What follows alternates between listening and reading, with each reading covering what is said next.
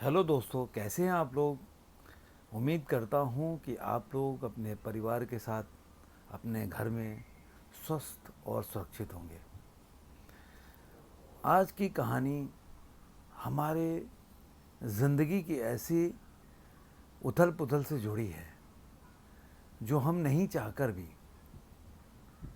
अपने ज़िंदगी में ऐसे आत्मसात कर लेते हैं परेशानियों को, जिसके कारण हम खुद होते हैं और हम समझ नहीं पाते कि हम ही उसके कारण हैं। क्योंकि मैं जो भी वीडियो बनाता हूँ, मैं यही बताने का प्रयास करता हूँ और यही समझाने का भी प्रयास करता हूँ कि हमारे परेशानियों का कारण हमारी भावनाएं होती हैं और हमारा जो अंदरूनी वीकनेस होती है वही होती है। जो व्यक्ति जितना जल्दी इसको समझ जाता है उतनी ही जल्दी उससे बाहर निकल आता है। तो ये कहानी शुरू करते हैं, लेकिन उसके पहले मैं चाहूँगा कि मेरे चैनल के विषय में एक छोटा सा वीडियो है जिसको आप ज़रूर देखें, और वो लोग ज़रूर देखें जो कि मेरे चैनल से नए जुड़े हुए हैं, जिसको देखने से आपको मेरे चैनल के विषय में जानकारी होगी कि मैं किस तरह का वीडियो बनाता हूँ। सब्सक्राइब कर लीजिए इस चैनल को और बेल आइकॉन दबाइए ऑल वाले पर, ताकि ऐसे ही और भी अच्छे वीडियोस जो कि इस चैनल पे अवेलेबल हैं आप उनको देख पाएँ और ज्ञान की वर्धक की जो बातें हैं आपको भी वो सब सुनने को मिले। ज़्यादा से ज़्यादा इस वीडियो को या इस चैनल को शेयर करिए। जो भी आपको पसंद आता है उसको लाइक करिए, शेयर करिए अपने फैमिली एंड फ्रेंड्स में, और लाइक के साथ में, शेयरिंग के साथ में कमेंट करना बिल्कुल मत भूलिएगा। आपके कमेंट रिव्यू बहुत वैल्यूएबल है। आशा करता हूँ कि इससे आपको काफ़ी जानकारी प्राप्त हुई होगी, लेकिन आप लाइक का बटन भी ज़रूर दबाएं और बेल आइकन भी, जिससे कि मैं जब भी ऐसा कोई वीडियो बनाऊं तो आपके पास उसका नोटिफिकेशन आए ज़रूर। तो चलिए कहानी को शुरू करते हैं। एक छोटे से शहर में एक लड़का रहता था, और जैसा कि लड़का है तो उसके माता पिता भी होंगे, लेकिन लड़का बड़ा शर्मीला था। और आज के समाज में जानते ही हैं कि जो व्यक्ति शर्मीला होता है या शर्म करता है या दूसरों की परवाह करता है कि मैं बोलूं या नहीं बोलूं, या कोई उसके ऊपर कमेंट करता है या किसी तरह का ऐसी बात बोलता है जो कि अच्छा नहीं है और उसका जवाब नहीं दे पाता, उसको लोग कमज़ोर ही मानते हैं। तो कभी कभी ज़रूर होता है कि आप लोगों के बातों का जवाब देना भी सीखें। तो ये लड़का बहुत ही शर्मिला था, लोगों को जवाब नहीं दे पाता था। तो जहाँ भी स्कूल हो गया, कॉलेज हो गया, जहाँ भी जाता था लोग उसको उपहास उड़ाते थे, वो बेचारा सुन के चला था, कुछ बोल नहीं पाता था। अब कुछ बोलने का मतलब ये नहीं कि उसको बुरा नहीं लगता था, बुरा लगता था, अकेले में बैठ के रोता था, लेकिन किसी को बोल नहीं पाता था, किसी को बता भी नहीं पाता था। और धीरे धीरे उसका जो मोरल जो है वो गिरने लगा, कॉन्फिडेंस लेवल गिरने लगा। तो जब बच्चों का कॉन्फिडेंस गिरता है तो माँ बाप को जाहिर सी बात है तकलीफ़ होती है। वो चाहेंगे कि भाई कोई बात है तो बता दो। एक टाइम के बाद माँ बाप भी इरिटेट हो जाते हैं, परेशान हो जाते हैं जब बच्चा कुछ नहीं बोल पाता। अगर आप जब तक बताएंगे नहीं अपने पेरेंट्स से कि क्या प्रॉब्लम है तो कैसे सॉल्व करेंगे, कहीं ना कहीं तो आपको बताना पड़ेगा। तो लड़का अपने पेरेंट्स को भी नहीं बताता और इसकी वजह से वो अंदर ही अंदर घुलने लगा और उसका कॉन्फिडेंस लेवल भी नीचे गिरने लगा। माँ बाप परेशान हो गए। माँ बाप भी समझाते थे, कभी डांटते थे, उनको भी समझ में नहीं आता था कि इसको कैसे ठीक किया जाए। लेकिन जब लड़का इससे तंग आ गया तो उसने सोचा कि अब तो इसका कोई इलाज है नहीं और मेरी तो समाज में कोई इज्जत भी नहीं है, जीने से क्या फ़ायदा है। ये सोचकर वो चला गया एक पहाड़ी के ऊपर, चढ़ के बोला कि अब इस ज़िंदगी को ख़त्म कर देना ही ठीक है, क्योंकि इसका कोई मतलब नहीं है मेरे जीने का। अब जैसे वो छलांग लगाने जा रहा था तभी वहाँ से एक सन्यासी गुजर रहे थे। उन्होंने देखा, उन्होंने आवाज़ दिया। आवाज़ दे के लड़के को रोका और बोला कि तुम ऐसा क्यों कर रहे हो। उसने बताया कि नहीं गुरुजी, आप मेरे को आप बचाने का प्रयास ना करें, मेरी ज़िंदगी का कोई भी मतलब नहीं है। मैं रहूं या ना रहूं इससे किसी को फ़र्क नहीं पड़ता। मैं समाज पे एक बोझ हूं, मतलब तिरस्कार की ज़िंदगी जी रहा हूं। इस तरह का बातें उसने बताया उस सन्यासी को। सन्यासी ने बोला कि ऐसा नहीं सोचना चाहिए, सब में कमी होती है, सब में अच्छी बातें भी होती है। वो मानने को तैयार नहीं। अगर आपके पास कोई इस मर्ज़ का इलाज है तो बताइए, कि मेरे को समझ में नहीं आता कि जी के क्या फ़ायदा है।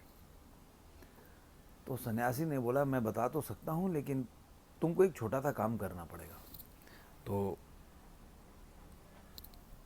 गुरुजी ने बोला कि जब छोटा सा काम करना पड़ेगा तो बोला कि बताइए वो छोटा सा कार्य। कह रहा एकदम ठीक हो जाओगे, लेकिन ये कार्य जो बता रहा हूँ ये अनिवार्य है। बोलो गया। तो उसने बोला कि बताइए आप। तो वो बोला कि सन्यासी ने बोला कि आप जाओ अपने पिताजी से और बोलो कि मेरे को बिजनेस के लिए कुछ पैसे चाहिए, लेके आओ। करा जी, अरे वो मैं तो जाऊँगा तो जान से मार देंगे, ऐसा वैसा, मतलब वो बोलने लगा मेरे को जिंदा नहीं छोड़ेंगे। तो बोला कि देखो कुछ पाना है तो कुछ करना तो पड़ेगा तुमको, अब ऐसे तो मैं कुछ बता नहीं दूंगा तुमको। अब लड़का को लगा कि चलो आश है थोड़ा सा। वो गया अपने पिताजी के पास, बोला कि पिताजी मेरे को कुछ पैसे चाहिए कि मुझे कुछ बिजनेस करना है। अब ये बात सुन के पिताजी एकदम खुश हो गए, क्योंकि कभी उन्होंने देखा नहीं था कि मेरे बच्चे में इस तरह का कॉन्फिडेंस हो जो कुछ करना चाहता हो। क्योंकि हमेशा उसको डिप्रेशन या मायूसी देखा।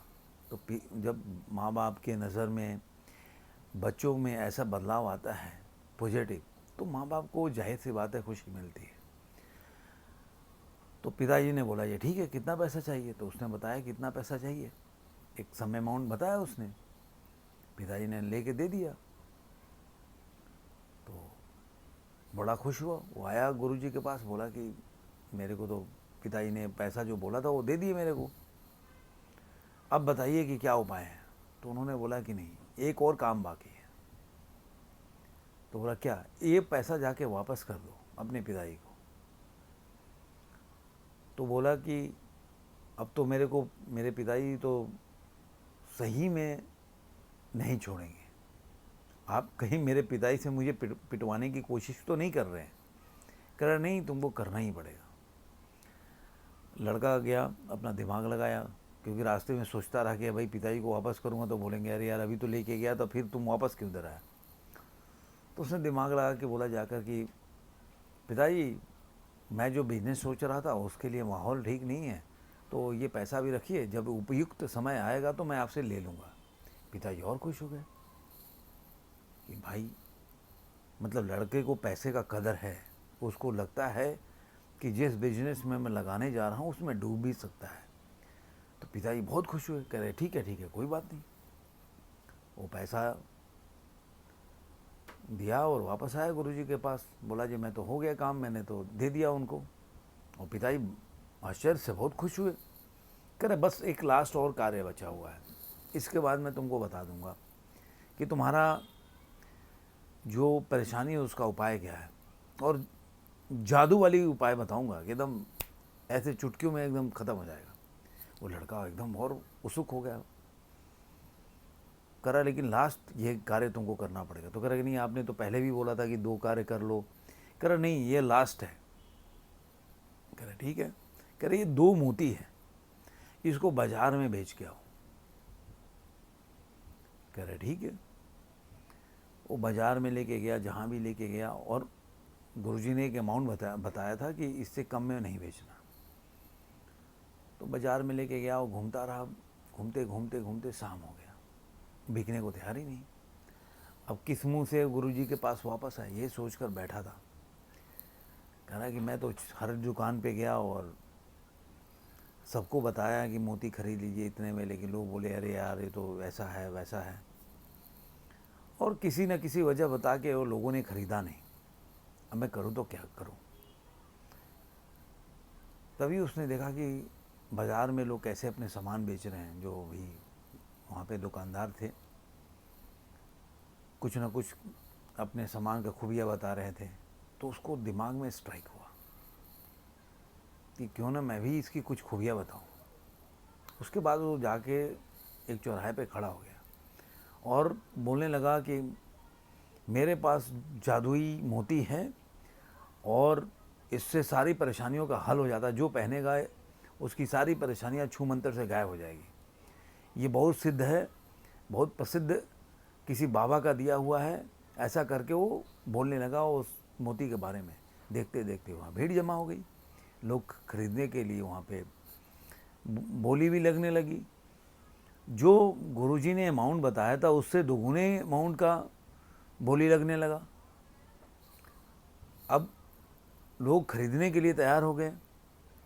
अचानक उसका मन बदल गया, बोला कि नहीं, ये बेचने के लिए नहीं है, क्योंकि मेरे गुरुजी ने दिया था और माफ़ी चाहता हूँ आप लोगों से कि मैंने ये दुस्साहस किया आप लोगों को बता के, क्योंकि मेरे गुरुजी की अमानत है तो मुझे वापस उनको देना पड़ेगा। अगर ज़रूरत पड़ेगी तो मैं दोबारा आके आपके पास आऊँगा और उनके कहे अनुसार भेज दूँगा।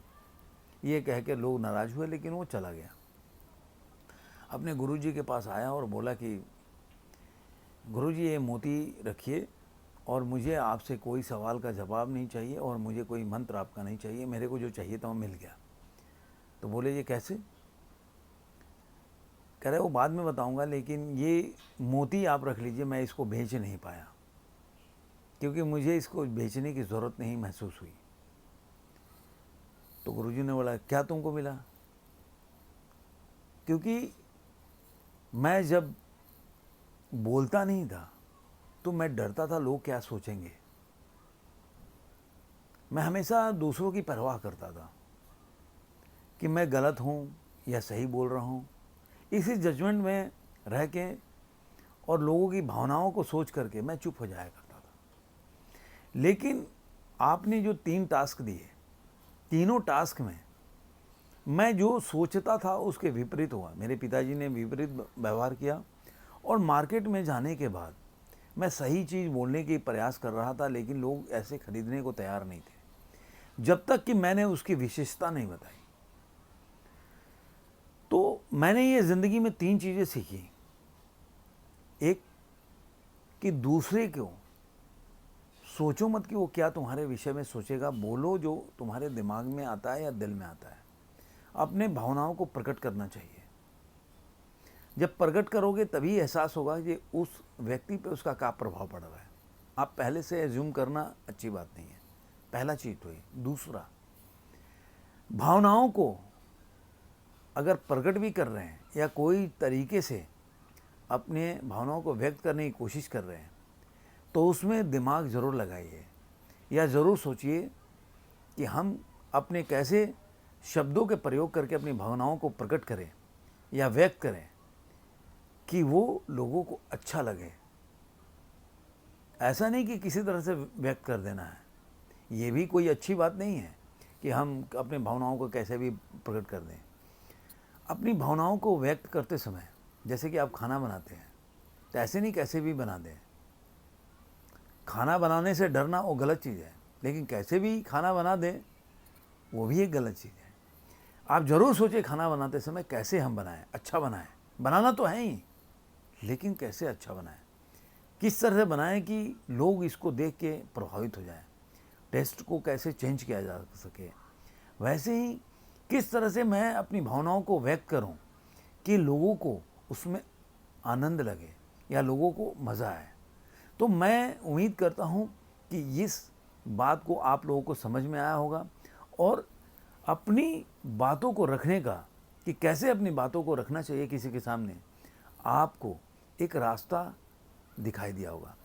फिर मिलेंगे किसी नए वीडियो में, किसी नए विचार के साथ, नई कहानी के साथ। लेकिन उसके पहले अभी तक आपने लाइक बटन नहीं दबाया है तो ज़रूर दबाएं, क्योंकि उससे मेरे को वही मोटिवेशन मिलता है कि आपको मेरा वीडियो कैसा लगता है। धन्यवाद।